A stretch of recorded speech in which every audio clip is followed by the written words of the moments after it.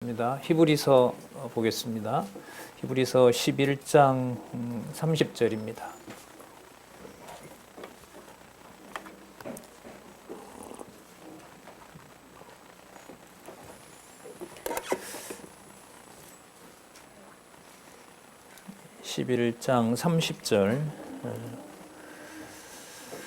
오늘 우리 같이 한번 읽어보도록 하겠습니다. 30절부터 좀 길긴 하지만은요,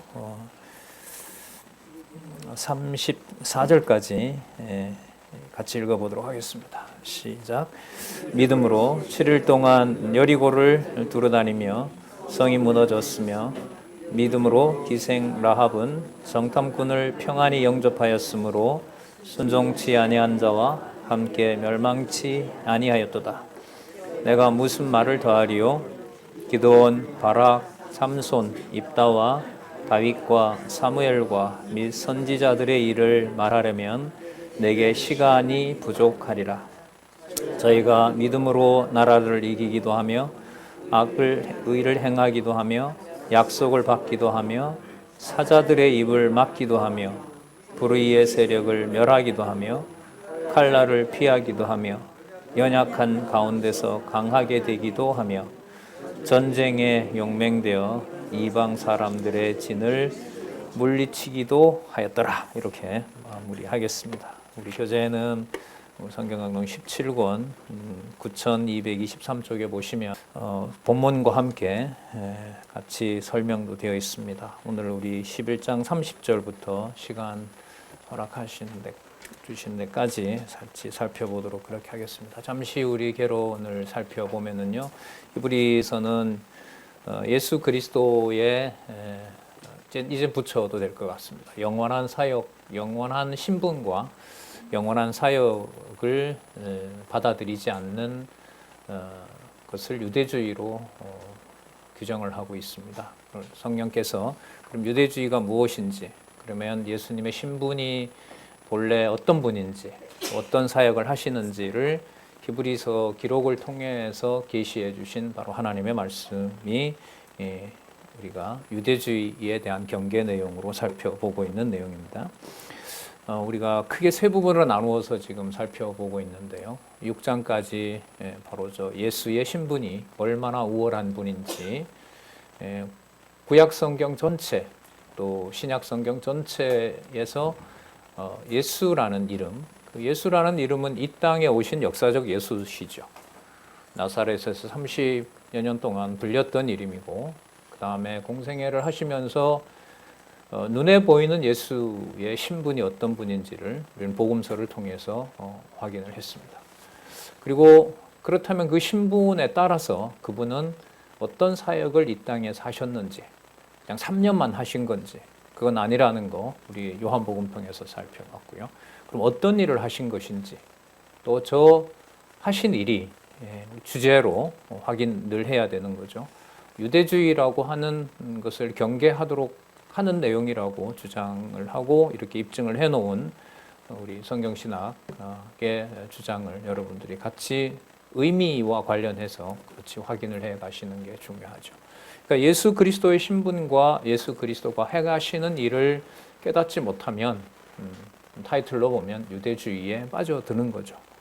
그리고 그것은 교회의 설립과 교회의 성장과 교회의 무장과 교회의 배척을 앞서서 하게 되는 요한이서 3서에 나오는 개념으로 보면 적그리스도가 되게 되는 거죠. 그래서 히브리서에서부터 요한 1, 2, 3서까지의 주제는 여러 권으로 되어 있지만 단일한 주제로 성령께서 귀한 진리로 교회를 비진리로 교회에 경계하게 하시고 비진리를 경계하게 하시면서 세우신 교회의 승리를 확정해 가시는 내용이 바로 히브리서에서부터 유다서라는 사실도 여러분들이 알고 계실 겁니다. 자, 그렇다면 11장에서부터 13장은 그런 예수님의 신분과 사역에 근거했을 때 이 땅에 육의 몸을 입고 오신 그리스도, 그리고 부활하신 몸, 승천하신 몸, 심판주로 오실 바로 그 또 몸으로 오시잖아요. 그 몸을 우리와 같이 동일한 몸을 입으셨기 때문에 이 땅에 있는 성도들을 통해서 약속하신 보혜사 성령께서 어떤 사역을 하시면서 그리스도의 신분을 확증해 주시느냐가 성도들의 삶인 거죠. 진리의 말씀으로 교회를 세우셔서 양육시켜 주시고 무장케 하셨을 때 그 무장의 핵심 개념을 우리 히브리서에서는 예수 그리스도의 신분과 사역을 확인하는 내용으로 본문을 우리가 읽어가고 있는 겁니다. 11장 1절에서부터 22절까지는 중요한 개념이 나오죠. 오늘도 우리 본문 보시면 가장 많이 나온 개념이 있어요. 무슨 개념이죠? 모든 이름 앞에 구약을 사실 다 요약하는 거예요. 이거는 그러니까 구약에 처음 나오는 인물이 이름이 누굴까요? 여호와 하나님 빼고 아담. 그다음 마지막은요? 저도 모르겠습니다. 그냥 말라기라고만 알고 있고 말라기에 나오네요. 말라기에 누구 이름이 나오냐면 모세 이름이 나와요. 시내산에서 모세의 율법 이런 말씀이 나와요. 어쨌든 구약 전체에 나타난 이름들을 어떤 개념하고 연관을 시켜놓고 있다? 믿음. 자, 믿음은 히브리서 11장 1절에 믿음은 보이는 것은 나중이에요. 믿음은 바라는 것들의 실상이라는 이 말이 이제 실체라는 말이거든요. 우리 주석을 같이 공부했지만 이 실체라는 개념은요, 우리가 생각하는 그 일반적인 의미에서 그런 실체가 아니라 시간 세계 이전에 속한 개념으로 씁니다. 실제로 신학에서. 그래서 여러분 성부 하나님, 성자 하나님, 성령 하나님 이런 삼위일체 전통적으로 삼위 하나님이라는 말씀 들어보셨잖아요. 그때 창세전에 존재하시는 그 하나님을 표현할 때 히브리서 11장에 있는 이 개념을 써요. 이 우리 강론집에도 소개하고 있는데 한번 참조 한번 하실래요? 우리 서로 잠시 보고 서로 공부를 한 김에 한번 보시면 11장 1절에 한번 보시면은 9210에 보시면 밑에서 네 번째 줄에 히포스타시스라는 언어가 개념이 있어요. 그죠? 거기 보면 본질, 실체, 확신이라고 하는데 오늘 우리 본문에 믿음이라는 말이 가장 많이 나왔기 때문에 이 개념은 히브리서 11장에 믿음은 바라는 것들의 실상이요 라고 할 때 실상이 바로 이거 히포스타시스예요. 실체이고요. 이 개념은 창세전 존재하시는 영원하신 하나님, 성부, 성자, 성령 하나님을 얘기를 할 때 이 개념을 씁니다.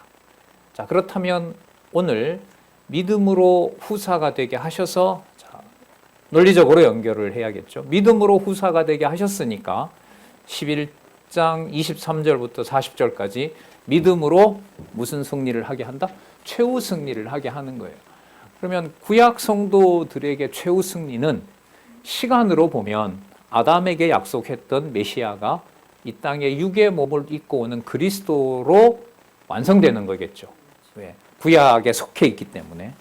자, 그러면 신약의 성도들은 성취된 그리스도가 오셔서 과거의 사역을 하시면서 실체적인 일을 보여주셨어요. 그럼 이때 실체적인 일이라고 하는 것은 어디에 있는 개념을 말하는 걸까요? 어디에 있는 사건을 말하는 걸까요? 그렇죠. 시간을 초월한 거예요. 그러니까 어떻게 보면 시간과 공간과 형상과 우리의 정환과 개인적인 이해관계를 초월한 믿음이라는 것이 교회의 본질이고 이걸 무시하게 되면 이제 유대주의에 빠져버리는 겁니다. 교회의 머리 대신 그리스도의 통치 속에 드러난 주권과 은혜와 아까 우리 집사님 말씀하셨던 5가지 속성들, 기도하실 때 했네요. 그 5가지 속성들을 그리스도를 통해서 드러난 교회 생활에서 그것을 깨닫지 못하면은 그야말로 뭔가 내가 더 추구해야 되고 가정교회에서부터 내가 뭔가 추구해야 이 가정교회나 가정이 온전하다고 하는 바로 유대주의에 빠지는 겁니다. 그 유대인들이 지금 이 수신자들인데 3,000명, 5,000명 예수 그리스도의 이름으로 교회의 구성원이 됐디 이 40년 지나면서 바울을 결국 죽이고자 하는 무서운 유대주의자로 전락한 사실이 있습니다. 이걸 경계하는 내용이기도 하죠, 히브리서가. 자, 그렇다면 최후로 승리한다고 했을 때 저기 최후라고 하는 것은 시간적인 세계를 벗어날 뿐만 아니라 또 우리 기준으로 보면 예수님 오실 거 우리가 정황상으로 보면 볼 일은 없는 건데요. 유대인들에게 복음의 마지막 문이 열리게 되는 거고요. 그래서 그리스도가 육의 몸으로 다시 본 그대로 오신다고 했으니까 그 육적인 몸으로 오시는 그 모습이 이 땅에 속한 몸이 아니라 어디에 있는 형체의 계시 사건이 되는 거죠. 하늘에 있는. 그러니까 창세전에 계셨고 아담을 비롯한 창조의 창조주가 되셨고 요한복음에 나오죠. 그리고 이 땅에 육의 몸으로 말씀이 육신이 되어 오셔서 그 안에 은혜와 진리가 충만하고 사도행전 1장 18절에 아들을 곧 뭐라 부릅니까? 독생하신, 기억나세요? 독생하신 말씀이 육신이 되어 1장 14절이잖아요. 1장 18절에 보면 말씀이 육신이 된 그리스도를 독생하신, 기억 안 나세요? 독생하신 하나님이라고 합니다. 독생하신 하나님이에요. 그리고 여기에는 독생이라는 말은 아버지의 관계로 봤을 때는 어떤 분이에요? 아들이죠. 그런데 독생하신 다음에 뭐가 나와요? 하나님 이러면 누구랑 구분이 안 돼요? 아버지인지 아들인지. 이런 차원에 있는 개념이 여러분 믿음입니다. 그러니까 이 땅에 여러분들과 저에게 성령께서 주시는 믿음으로 하나님의 자녀가 됐다는 이 사건은 아까 집사님 짧은 시간에 로마서 다 정리를 해주셨는데 믿음과 의라는 그 두 개념이 이 히브리서에서는 이 땅에 속한 사건이 아니라 어디에 있는 사건으로 보여준다. 하늘에 속한 실체적인 사건이고 또 하나는 믿음은 바라는 것들의 실상이요. 보지 못한 것들을 뭐 한다 그러죠? 증거해요. 이게 중요해요. 이게 중요한 게 아니라 이게 예수 그리스도의 신분과 사역에 필연적으로 따라 나오는 복음의 신앙상의 우월성과 관계가 돼요. 실체가 숨어 있는 게 아니라 그 실체가 반드시 뭐 하게 된다? 증거를 받는다는 거예요. 누구를 통해서? 자, 이제부터 나와요. 아담부터 시작해서 그리스도 오신 날까지 모든 믿음의 형제들을 통해서 지체들을 통해서 드러나는 어디에 속한 영광? 하늘에 속한 영광. 그리스도가 골고다에서 죽으신 그 사건을 어디에 있는 지성소에 들어간 사건이라고 해요? 그렇죠. 이건 너무너무 놀라운 사건인 거예요. 가정에서 부모의 수고가 잠시 일어나는 그 가정의 일이 아무것도 말하지 못하고 자신이 혼자 받아내면서 그리스도 안에서 자기에게 준 직분을 감당하는 어떤 어머니나 아버지의 몫이 그리스도의 통치를 받는 하나님의 교회로 본다면 그 사건은 이 세상에 속한 부모의 도리 문제 이상일까요? 설명할 수 없는 차원이 있을까요? 설명할 수 없는 차원이 있는 거예요.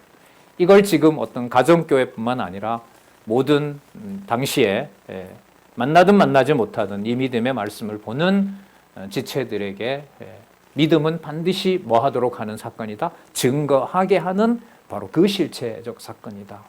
그래서 저는 이 히브리서를 보면서 뭐 조심해서 조심하려는 게 아니라 이런 말씀을 가르쳐 주기 때문에 육의 몸을 함께하는 사람들, 이게 이제 가족에서부터 시작하잖아요. 참 입이 많이 떨려요. 얘기하다가도 주워 담고 듣는 사람에게는 그냥 막 제가 잘못했단 말 잘 안 하거든요. 변명을 잘 하지. 이렇게 자기 포장을 잘 하는데 이게 좀 조금씩 이렇게 달라지는 듯한 것도 느낍니다. 자, 우리 그러면 확인해 보도록 할게요.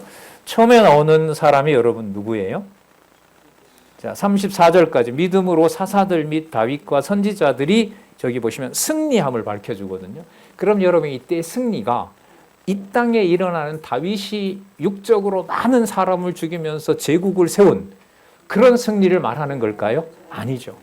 왜냐 이걸 우리가 아니라고 할 수 있는 게 히브리서 5장에서 또 7장에서 9장에서 그리스도가 골고다에 죽은 그 사건을 어디에 있는 아버지 아들임을 확증하는 사건, 하늘에 있는 아버지 아들임을 확증했거든요. 그게 승리의 본질인 겁니다. 그러니까 지금 성경 개론에서 위에 타이틀 거의 10단계가 있잖아요. 본문 위에 양쪽 가로, 그리고 한쪽 가로, 그 다음에 숫자, 절, 장, 권, 편 이렇게 편, 권 전체의 계시로 올라갈 때 거기에 적어 놓은 개념들이 그냥 보통 명사예요. 예수의 신분상의 우월성, 예수의 사역상의 우월성, 복음의 신앙상의 우월성 이랬을 때 저 우월성이 말하는 바가 무엇인지를 국어 사전에 있는 의미로는 절대로 알 수 없어요. 그럼 저기서 말하는 이 저자의 안내하는 자의 우월성 개념은 어디에 있는 내용을 바탕으로 설명을 할 수 있어야 돼요? 그렇죠. 1장, 11장에서부터 13장까지의 우월성의 의미가 무엇인지는 11장 1절에서부터 13장 마지막 절까지 모든 성경 내용들이 우월성과 관계가 있어야 되는 거예요. 그 우월성과 관계가 없다면 제목이 잘못 달린 거죠. 그래서 우리가 개론 공부의 중요성을 철저하게 우리가 교회학교에서부터 우리 학생들에게 가르치고 여러분들도 공부할 때 그렇게 하고 있잖아요. 자, 그러면 30절로 가서 한번 볼게요. 믿음으로 7일 동안 여리고를 두루 다니며 성이 무너졌으며 여리고성 함락부터 나오네요. 네. 믿음으로 성이 무너졌다라고 하는 것은 이 사건이 지상에 있는 사건이지만 이 사건의 실체는 어디에 있는 누구의 사건이다? 누가 하신 사건일까요, 그러면? 누가 하신 사건일까요? 지성소에 들어간 분이 누구세요? 그리스도시죠. 그렇잖아요. 그러면 여호수아서에 보면 여호와를 전적으로 의지하고 따랐던 거죠. 히브리서 설명으로 보면 아버지와 아들이라는 세상적인 구분이라는 것을 없애는 게 아니라 넘어선, 아버지는 아버지고 아들은 아들이에요. 하지만 일어난 사역으로 보면 아버지와 아들의 일이 구분이 돼요, 안 돼요? 안 돼요. 사역으로 보면. 자, 그러면 여기서 여호수아에게 명했던 여호와의 바로 그 약속과 여호와께서 해주신다고 했던 그 말씀은 히브리서 기자로 보면 그 여호와의 이름이 동시에 누구 이름하고 일치하게 돼요? 그리스도와, 예수와 일치가 되는 거예요. 그래서 여러분, 어제 저도 이제 여러분들 만나서 이제 얘기도 했는데, 아버지와 아들, 그리고 성령의 이 관계는 시간 개념으로 증명을 해갈 수 있는 게 아닌 거죠. 성경의 순서 따라 깨닫게 하게 되면 믿음으로 여리고 성이 무너진 그 사건에는 반드시 누가 함께 하는 사건이다? 여호와, 그리고 여호와 하나님과 누구요? 예수 그리스도가 함께 하는 사건입니다. 그럼 두 번째 보면 기생 라합은 정탐꾼을 평안히 영접했고요. 순종치 아니하는 자와 함께 멸망치 아니했다. 이른바 자기 민족을 배반한 사람 아니에요. 그죠? 그런데 그 앞에 조건이 나와요. 무엇으로 했다? 31절에 믿음으로. 예. 그 믿음으로 하늘에 속한 그리스도의 통치를 받는 믿음으로 증거를 한 거죠. 그러니까 자신의 민족을 배신한 기생 라합보다는 이 땅을 여호와께서 여호수아를 통해서 이스라엘 사람들을 통해서 이 땅을 주인으로 삼았다는 그 여호와의 언약을 믿도록 기생 라합에게 섭리하신 거죠. 이 설명 방식에는 인간적으로 설득하고 설명할 수 있는 체계라는 게 있을까요? 없죠. 이야기를 더 하면 더 할수록 어디에 있는 차원을 더 넘어서게 돼요? 보고 듣는 세상의 차원을 넘어서는 거죠.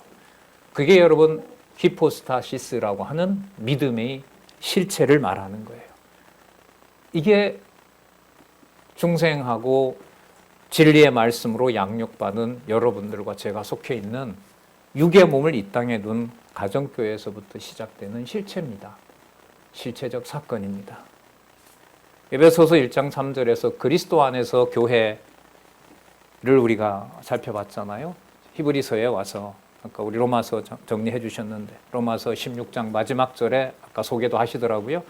로마서 편지를 다 쓰고 끝에 로마에 있는 이 40여 명의 그 가정교회 나오잖아요. 이 모든 사건이 언제 감추었던 비밀이 계시된 사건이다?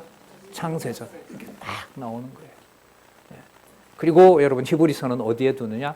이 땅에 이런저런 모양으로 살아갔던 또 또 살아가고 있는 앞으로 살아갈 모든 교회에 그리스도가 통치하시는 교회의 믿음이라는 것이 어디에 속한 얼마나 위대한 실체인가를 설명해 주는 겁니다. 그 다음 여러분 세 번째 볼까요?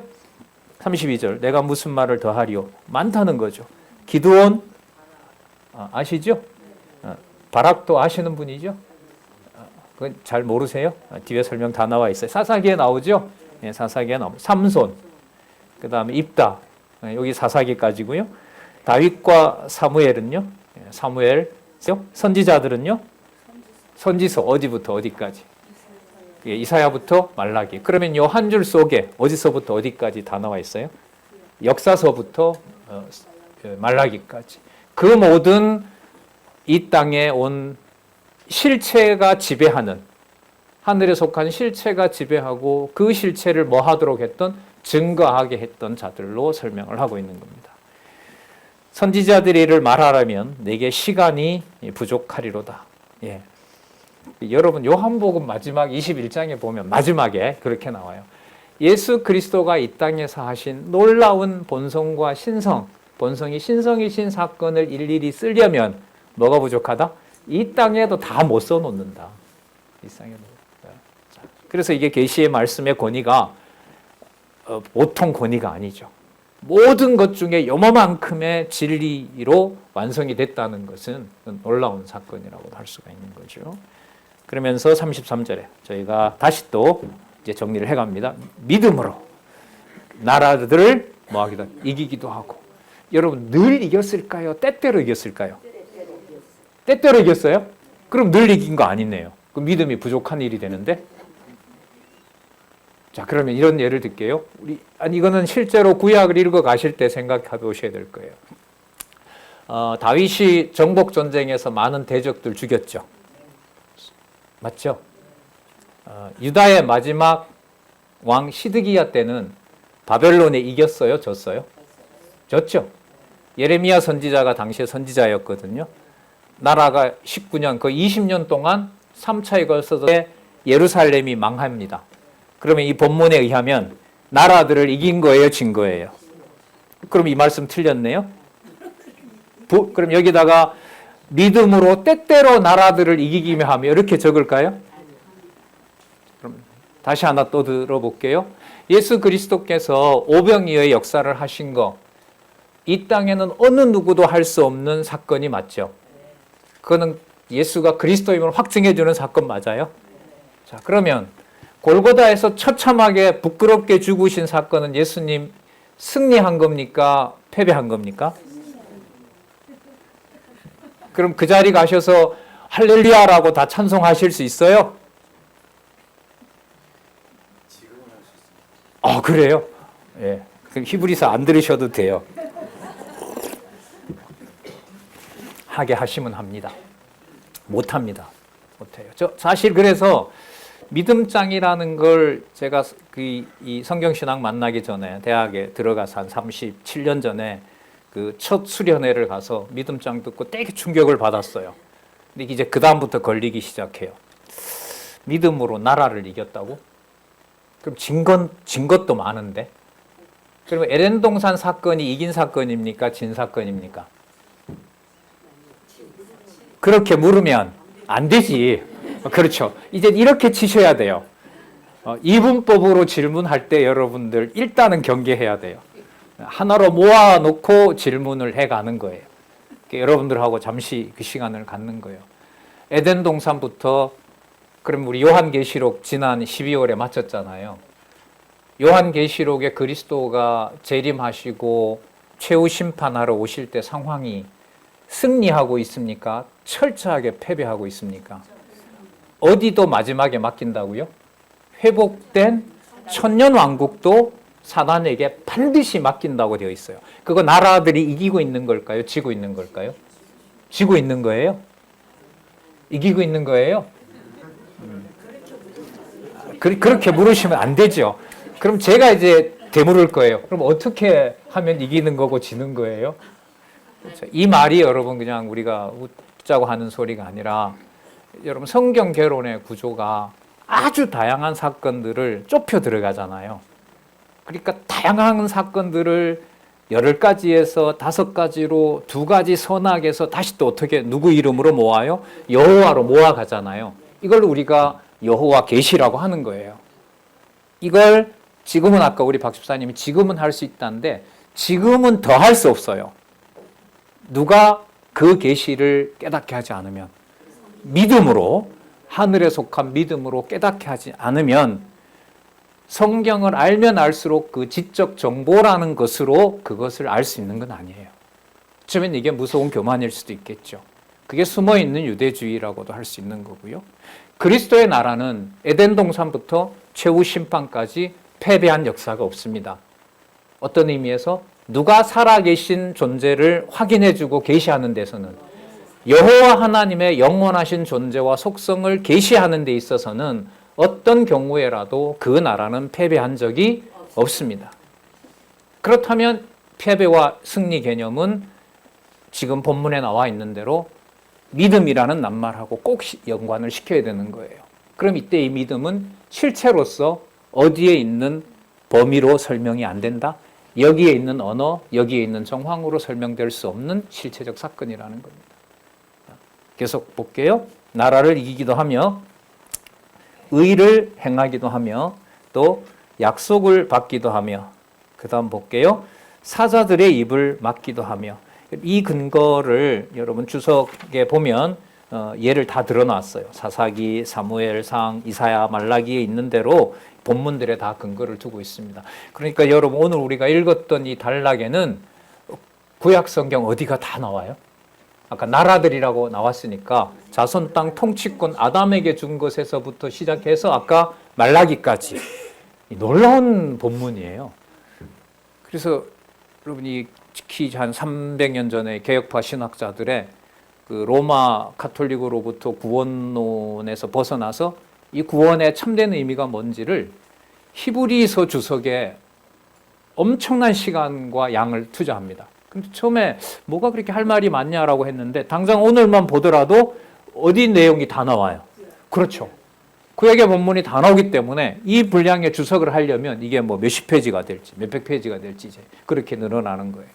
저도 한지를 샀거든요. 개혁파 신학자의 지. 그게 권당 700페이지고요. 3권이니까 몇 페이지? 2100페이지가 히브리서 강해예요.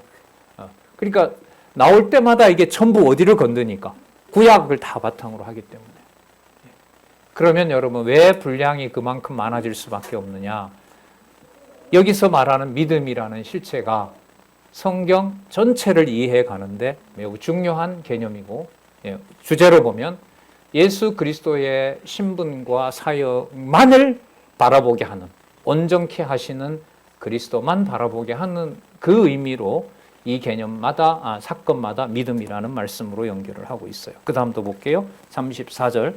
불의 세력을 멸하기도 하며 칼날을 피하기도 하며 연약한 가운데서 강하게 되기도 하며, 그 다음 전쟁에 용맹되어 이방 사람의 진을 물리치기도 하며. 그러면 여러분 이 전쟁에서 이기고 지고라고 하는 것도 넘어서는 거예요. 넘어서면서 지고 이기고 간에 어디에 속한 누구의 통치, 어디에서 살아계신, 하늘에서 영원히 살아계신 여호와 하나님 주 예수 그리스도의 통치가 심판할 때는 에덴 동산을 맡겨버리고 당신의 주권과 심판으로 맡겨버리고, 회복할 때는 다윗 왕과 혹은 원하는 선지자들을 통해서 그 이스라엘 나라를 모형이긴 하지만 어떻게 해요? 바벨론 70년 포로 후에 느헤미야를 통해서 돌아오게 하고 에스더를 통해서 보호하도록 하시고 에스라를 통해서 성전을 짓게도 하는 그 모든 주관자가 위로 올라가면 누구의 신분과 사역의 우월함을 증가하게 한다? 예수의 신분과 사역의 우월성을 증거하는, 바로 그게 여러분들과 제가 가진 믿음의 본질이라고 할 수 있습니다. 자, 그리고 더 나아가서요. 아까 이 부분들은 좀 뭐라 그래야 될까요? 이겨나가는 부분을 얘기를 한 건데요. 뒤에는 수동적으로 당하는 사건들이 그게 바로 원천이 어디에 있다? 믿음에 있다. 믿음으로 말미암은 것이다라고 소개를 해요. 한번 볼게요. 상세한 사건들은 여러분 그 주석을 통해서 확인해 주시면 고맙겠습니다.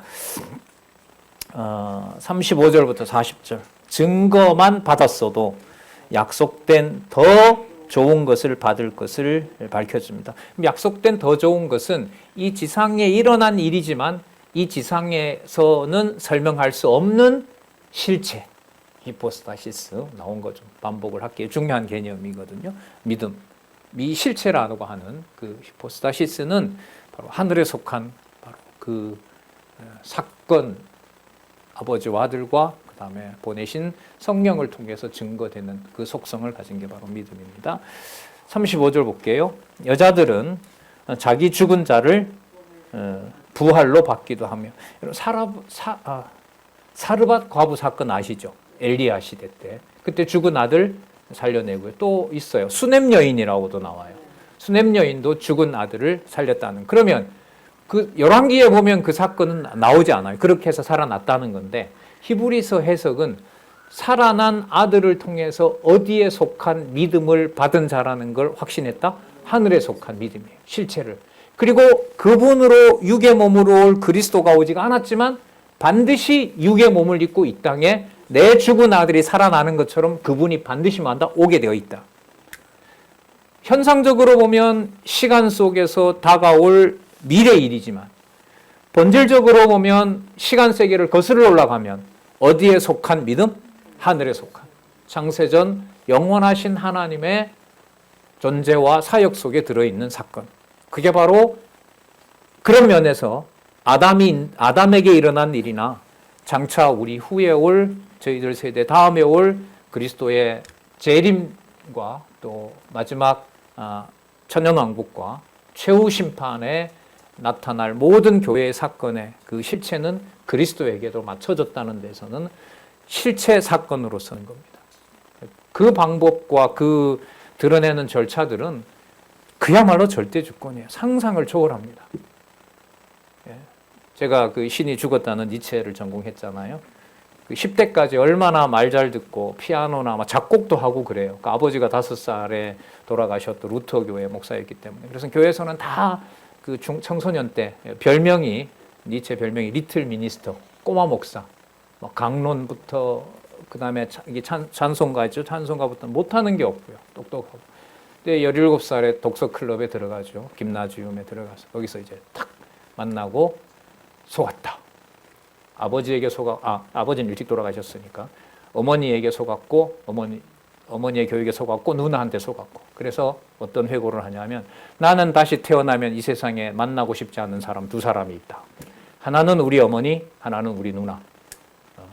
내 모든 영혼을 다 망쳐놓은 자다라고 이제 그렇게 하면서 이제 신의 죽음을 얘기를 하는데, 성경에 대해서 이렇게 얘기해요. 야, 너네들이 제정신을 가지고 그렇게 너희들이 좋아하는 인간의 이성을 가지고 성경을 2장이라도 읽어 나간다면, 나에게 설명을 한다면, 설득을 한다면, 내가 1장이라도 나한테 제대로 설명을 한다면 나는 너희들의 말에 순복할. 그 말은 뭘로는 읽어갈 수가 없다. 제정신으로. 그러면서 이제 하나님은 죽었다라는 말로 갈 수밖에 없습니다. 믿음이라는 이 실체를 깨닫지 못하게 됩니다. 반대로 말하면 구리동전 2개를 드리는 과부의 연보에도 실체인 믿음이 함께하면 어디에 속한 믿음이고 누구보다가도 큰 믿음이 되죠. 하늘에 속한 믿음이고요. 많은 것을 연보한 부자보다가 그리스도가 어떻게 셈을 합니까? 크니라. 이게 여러분 아벨에서부터 시작해서 아직도 남아있는 순교자들의 숫자가 남아있잖아요. 계시록에 보면 그 순교자들의 수와 교회 사랑하는 희생과 봉사 속에 남아있는 거죠. 고귀하고 어떻게 보면 개인적으로는 입조심을 할 수밖에 없고 함부로 말할 수 없는 그 우월한 부분을 우리가 또 생각하게 됩니다. 또 어떤 일에는 더 좋은 부활을 얻고자 하여 악형을 받되 구차히 면하지 아니하였으며, 36절, 또 어떤 일은 희롱과 채찍, 그리스도도 받았고 그 이외에도 많이 받았습니다. 결박과 옥에 갇히는 시험도 받았으며, 돌로 치는 것과 톱으로 켜는 것. 여기서 이스라엘 전승을 여기서 밝혀놓고 있어요. 이사야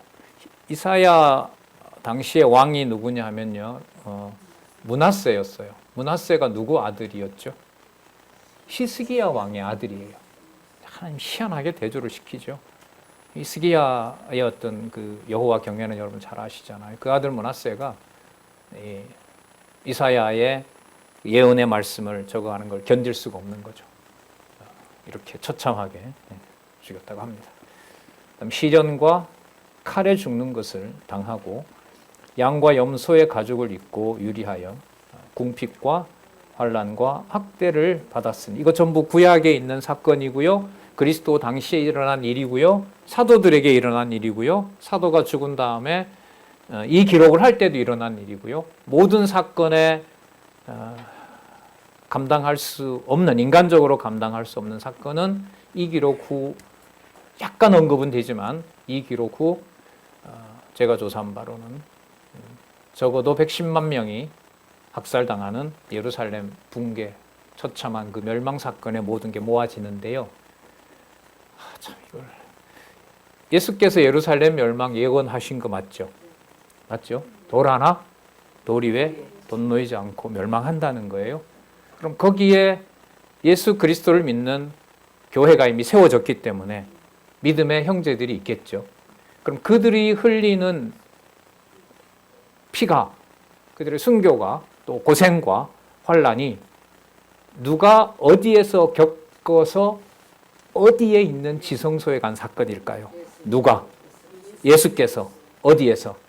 골고다에서 처참하게 죽은 그 사건이 어디에 있는 제사를 증거하는 게 돼요? 하늘에 있는 제사를 하나님 아버지가 만족하는 화목제를 드리는 사건이 된다는 거예요. 그래서 여러분, 교회에서의 어떤 희생을 사회적 사건, 사회의 어떤 자선사업, 사회에서 일어난 어떤 기부사업, 이런 것과 비교한다는 것 자체가 본질적인 면에서는 이게 떨리는 거예요. 등치한다는 게 진짜 우를 범할 확률이 많습니다.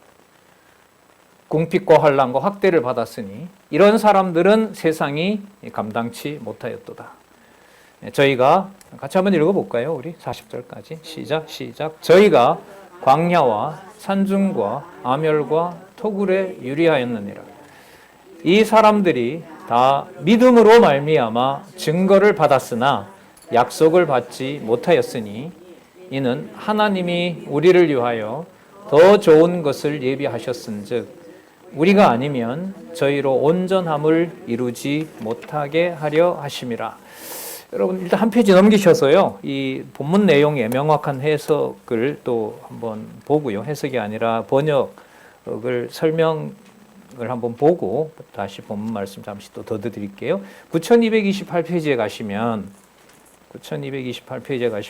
첫 번째 단락 하나, 둘, 셋, 넷, 다섯, 여섯, 일곱, 여덟, 아홉 번째 줄 따라서 본문을 직역하면, 찾으셨어요? 네. 따라서 본문을 직역하면 우리를 위한 하나님의 예비하신 더 좋은 것, 누구실까요? 이게? 그리스도죠. 육의 몸을 입고 오신, 저 이름이 중요해요. 그러니까 예수의 신분상 우월성, 예수의 사역상 우월성. 그러니까 분명히 이 땅에 몸을 가지고 온 분이에요. 이걸 부인하는 자들을 요한 2서에서는 뭐라 불러요? 그리스도라고 불러요. 그러니까 육의 몸을 입고 온 그리스도를 부인해야 대적자들은 이 땅의 교회를 위해서 수고하는 자들의 희생과 순교를 포함한 그 삶을, 그리스도 하나님 앞에서의 삶을 무시할 수가 있는 거예요. 왜 그러냐면 성도들의 삶의 모범은 약속하신 성령께서 오셔서 누구처럼 이 땅에서 살아가게 하신다는 거죠. 그리스도의 분량까지 장성한다 그러잖아요. 그러니까 성도들의 수고와 모든 삶이 누구 이름이 이끌어가는 거예요? 그리스도의 이름으로 이끌어가거든요. 이 땅에 사는 수고가. 그런데 그리스도가 육의 몸을 입고 온 게 아니야 라고 해버리면 이 땅에 사는 수고의 의미가 있어요, 없어요? 없어요. 그걸 뭐 그렇게 애쓰고 하냐. 보이지도 않는 신. 그냥 오는 건 믿음으로만 생각하고 힘겨운 것 속에서 견뎌냈던 그 믿음으로 간직하고 그냥 살면 되지. 뭘 그렇게 용렬스럽게, 뭐 그렇게 지나칠 정도로 그렇게 하느냐. 그러니까 성도들의 수고를 뭐 하는 거죠? 폄하하는 거죠. 이게 이제 적그리스도의 계략입니다. 세상은 다 똑같은 거야. 뭐 별게 있겠어? 그게 야고보서에서 말하는 세속주의입니다. 자, 그럼 볼게요. 우리를 위한 하나님의 예비하신 더 좋은 것을 우리 단독이 아닌 그들도 뭐한 것으로? 이루어진 것을이 아니고 이루어진 것으로예요. 이루어진 것으로 하려는 것이다. 그 당시마다, 아벨 당시마다 성전에서 죽음을 당했던 스가랴까지, 그리스도와 그의 사도들까지 그들과 함께 40절 그래서 다시 한번 돌아오도록 하겠습니다. 이는 하나님이 누구를 위하여? 우리를 위하여 더 좋은 것을 예비하셨은즉. 그 믿음의 선진들의 기준으로 보면 바로 예비된 거죠. 우리는 이제 성취로 받은 거지만, 성취로 받았지만 성취된 것은 시간적으로 이루어진 것을 말하는 게 아니에요. 아니에요. 육의 몸을 입고 오신 그리스도가 이 땅에 오셔서 아까 여기대로 말을 하면, 인물을 예로 들면 해도 끝이 없는 말씀이 얘기인 거고, 요한복음의 마지막 장에 의하면 써도 이 땅에 다 채울 수 없는, 이 세상에 있는 모든 컴퓨터 언어로 다 포함한다 해도, 다 쓴다 해도 이 땅에 그것을 다 적을 수가 없는 그 사건이 여러분 믿음이라는 실체로 이 땅에 그리스도가 세워가는 교회입니다. 세워주신 교회고요. 또 여러분들 귀하게 여기고 있잖아요. 창세기부터 요한계시록까지 논리적 일관성과 그 다음에 구조적으로 통일되어 있고, 주제가 단일하며 의미가 오직 여호와 하나님 예수 그리스도에게로 단순화되어 있고, 한국어로 기록되든 번역되든 뭐로 번역되든 간에 실체적인 본질적 의미는 창세기서부터 요한계시록까지 정황무한 하나님의 말씀의 체계이다. 그거 우리가 지금 따라가고 있는 거 아니겠어요? 그 모든 실체를, 그 모든 사건들을 통해서 구약의 선진들로부터 지금 여러분들과 제가 살았고 운동력 있는 말씀, 4장 12절 13절 말씀대로 받게 하시는 거고요. 오늘 이렇게 잠시 함께 이 말씀의 권위, 말씀의 깊이, 넓이, 높이 이런 것들을 우리에게 지금 깨닫게 해주셨다고 봅니다. 그래서 그 다음 좀 더 보면 예배하셨은즉, 여기 재밌는 말씀이 나와요. 우리가 아니면 저희로 온전함을 이루지 못하게 하려 함이라. 그럼 다르게 말을 해볼게요. 실체로 받았지만 시간적으로 약속된 그리스도를 보지 못했었는데, 우리는 이 땅에 오신 그리스도를 뭐 한 거죠? 어떻게 해요? 받았잖아요. 그러면 우리가 아니면이라는 말은 현재 믿음의 후손으로 남아있는 우리가 아니면 당신들은 보지 못했어요. 그러나 반드시 온다는 확증을 한 거예요. 그러면 우리가 존재하지 않으면, 그 신앙의 선배들 입장에서 봤을 때는 우리가 존재하지 않으면 누구를 증거할 자들이 없어요? 그리스도를 증거할 자들이 없다는 거예요.